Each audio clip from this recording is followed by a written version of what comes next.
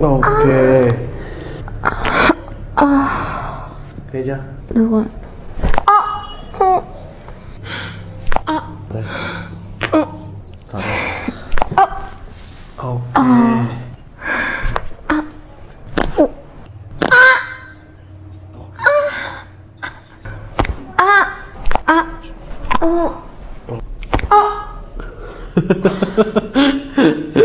Bây giờ ấy quen rồi sao ấy, tê tê sướng rồi ấy. Bây giờ sướng luôn. Sướng Sướng không? Có sướng không? Tê tê tai. Thở ra tí nữa. Ok. Ok. Ok. Đây nó sẽ khiến em khó thở này. Thở một hai xong ngoài xanh nó sẽ đè hết rồi này. Em hít sâu nhé. Hít sâu em. Thở ra. Ok. Dễ thở luôn. Em thấy chưa thở chưa? Dễ thở. Ok. Rồi, lấy trước này. Mua lại. Thở ra. Thở ra xíu. Thở ra hết rồi. Ok.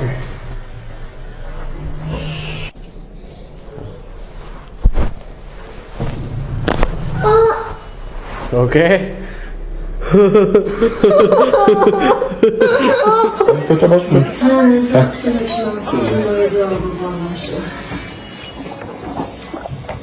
Kavruldular. Soğuk sonralarda. Namlik yeri açık menetin çıkıysa yolu payda bu. Şomaya ağrıydı oturttuk kulağım. Dep koyayım da bunu tıkımdaki evvelişip ketken vaqtda salam geçiler ha?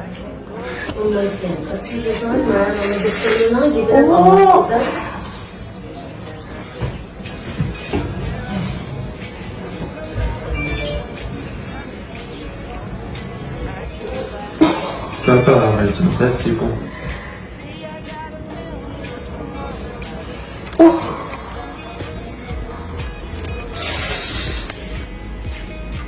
Mesela adet ağırlıklı her söz mesele var yani.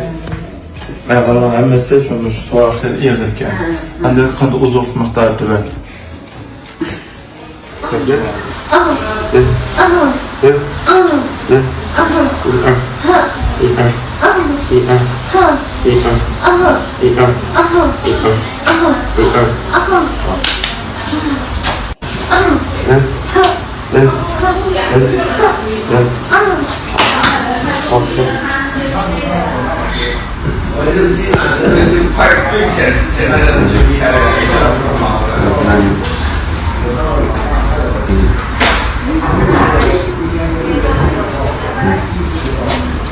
Hít thở.